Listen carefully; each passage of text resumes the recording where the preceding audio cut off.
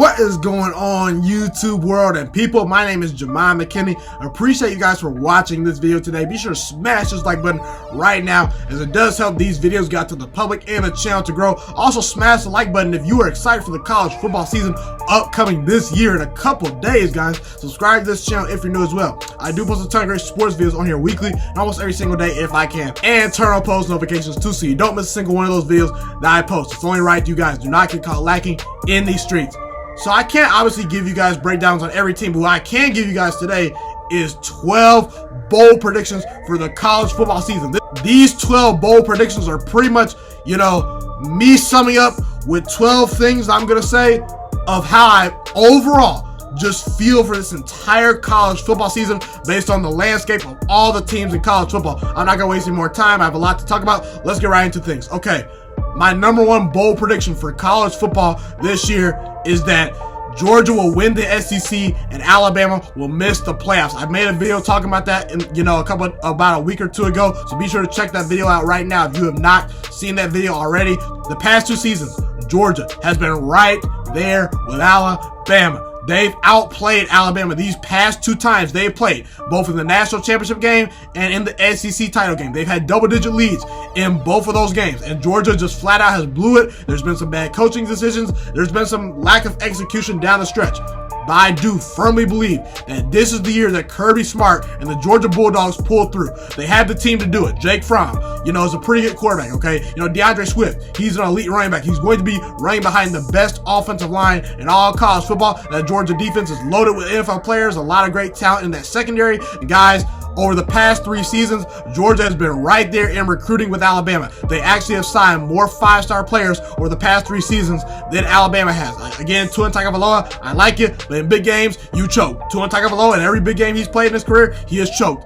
I just think this is the year that Georgia finally pulls through, finally beats Alabama, and makes the college football playoffs this year. I do think Alabama will miss out on an opportunity this year to compete for a national title.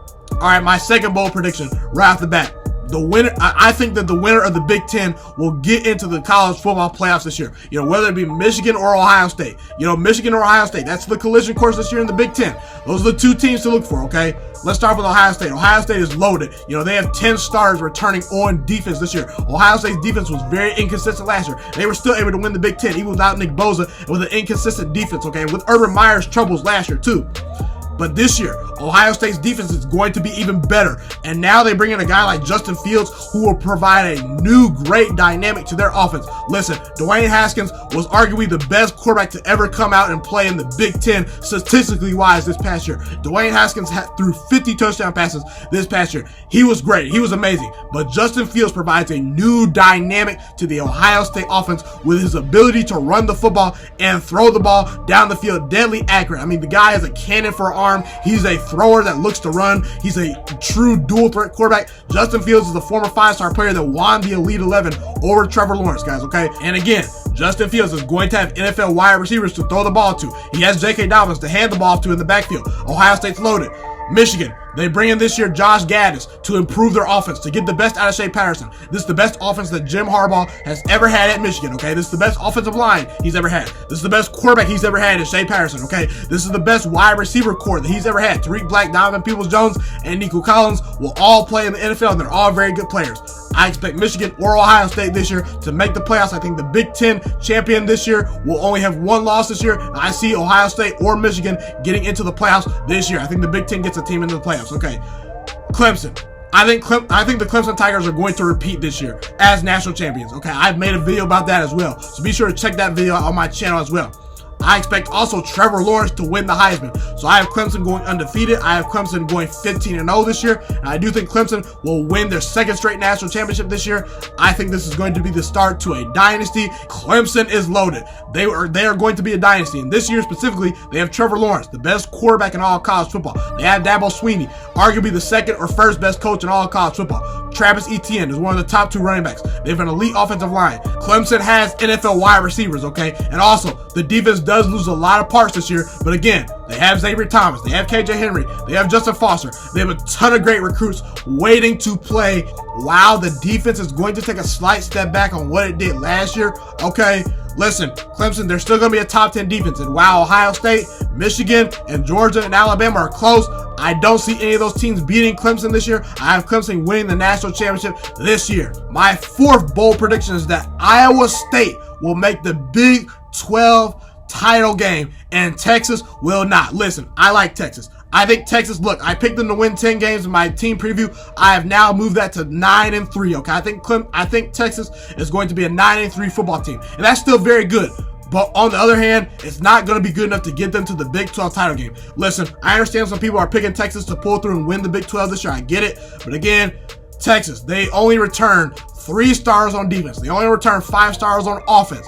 Sam Ehlinger, their quarterback, I like him a lot. I think he's going to be a Heisman candidate. But a lot is going to be on his plate this year for Texas to consistently win games. You know, Texas has recruited at a high level. But again, they're not better than Oklahoma. I see Texas losing to Oklahoma, LSU, and at Iowa State. And while Iowa State is not a better team than Texas, listen, Iowa State, they have an easy schedule. Their schedule is a joke this year, guys. The toughest opponents that Iowa State has to play is at Baylor and Oklahoma on the road. They get Texas at home. I expect them to beat Texas. I think Iowa State is going to be a surprise team this year. They will finish 10-2, and I have Iowa State meeting Oklahoma for the Big 12 title this year. I do have Oklahoma actually winning that game, so Oklahoma is going to be in the playoffs. Texas will not make the Big 12 title game this year. My fifth bold prediction is that Nebraska is going to be the surprise team this year. Nebraska was a 4-win team last year. They are a lock this year to win 7 or 8 games. I have them around 8 wins or 9 wins this year. And while Nebraska only won 4 games last year, when you dive deeper into it, they were very competitive in those losses even, okay? Nebraska, they lost 5 games by 1 score. I have Nebraska going to the Big Ten championship game this year. Scott Frost, to me, is a very good head coach. Adrian Martinez is a very good quarterback who has a chance to play in the NFL one day. And I think Nebraska's defense is very, very underrated, guys. And again, I think Nebraska wins the Big Ten East, and I see them being the surprise team this year. My next bold prediction is that the Big Ten will be the best conference this year in college football. Yes, the Big Ten is going to be the best conference. They already have the most teams on the AP poll right now at 6, and that does not include Northwestern, guys. And Northwestern made the Big Ten championship game last year, okay? Listen, Ohio State and Michigan, they're going to be 2 of the top teams this year. I have one or the other getting into the playoffs this year, okay? And look, you know, you got teams like Michigan State, Wisconsin, and Nebraska who had all down years last year. I expect Michigan State, Wisconsin, and Nebraska to respond this year and have a great year. Michigan State had a ton of injuries last year, and Mark D'Antoni is too good of a head coach to let this team be a bad team back-to-back seasons, okay? And Paul Chryst, too. Paul Chryst is an amazing head coach. They got Jonathan Taylor returning. I actually like their young freshman quarterback that they're going to be bringing in this year. I think he has a lot of talent, okay? And listen, like I said, Nebraska, they're going to be a surprise team this year. And I do think that, you know, Iowa and Northwestern are still going to have very solid years. Not to mention that Penn State still has James Franklin coaching them. I think Penn State's going to be a solid team this year, and they will rebound this year after losing to Kentucky in a bowl game, a basketball school. So again, I have the Big Ten being the best conference this year. That moves me to my next bold prediction, okay? The SEC will have a down year this year for the totality of the conference. Yes, the SEC will have a down year. Obviously, Bama and Georgia are going to be top 5 teams this year. I get it. They're going to be top 5 teams. But as far as the rest of the conference, it's a lot of question marks. It really is. You know, I think LSU is going to be very good this year. But again, outside of LSU, Bama, and Georgia, I mean, Kentucky, Mississippi State, Auburn, Florida, and South Carolina, they are all going to be in for major regression this season. Listen, Kentucky loses pretty much their entire team, guys. They're not going to be the same team they were last year. And let's be real, guys. Kentucky's a basketball school. They're not used to consistently winning in football. Last year was an aberration. Kentucky's not going to be as good as they were last year. Also, Kentucky football fans, do not be shocked if the college that I attend, yes, the University of Toledo, that's the college that I go to right now, do not be shocked if the Toledo Rockets upset you guys in week number 1. Don't be shocked, okay? Just don't be shocked. I'm warning you guys right now. Mississippi State, they're not even ranked right now. They are not going to be a very good team this year. They lost pretty much their entire defense and their quarterback from a year ago. Mississippi State's not going to be good. You know, Auburn, Gus Malzahn, pretty much halfway out the door already. I mean, they have a true freshman starting at quarterback. I just don't see Auburn being very good. And they have easily one of the 5 hardest schedules in all of college football. And the Florida Gators. I'm not high on the Florida Gators. I'm just not. I've seen them winning 8 games this year. You have to go all the way back to 2015 to the last time Florida has signed a 5-star player on their roster. Combine that with the fact that they're competing with teams like Alabama and Georgia, who are full of 5-star players on their roster, okay? Again, Florida's been losing recruit after recruit after recruit this offseason. I just think something is internally wrong with Florida in their football program. I think it will translate to the football field this year. And Texas A&M. I think Texas A&M is a very good team, but unfortunately, they have to play Clemson, Alabama, LSU, Georgia, and Auburn this year. They have one of the hardest schedules in all college football. And also, don't even get me started with South Carolina. A down year is coming for the SEC as a conference in itself. Up next, my bold prediction is that UCF will not go undefeated this year. Now again, guys, I still think UCF is going to go 10-2 or 11-1 this year. So I'm not saying UCF is going to be in a tank of a bad team, okay? I'm not saying that they're going to be a bad team this year.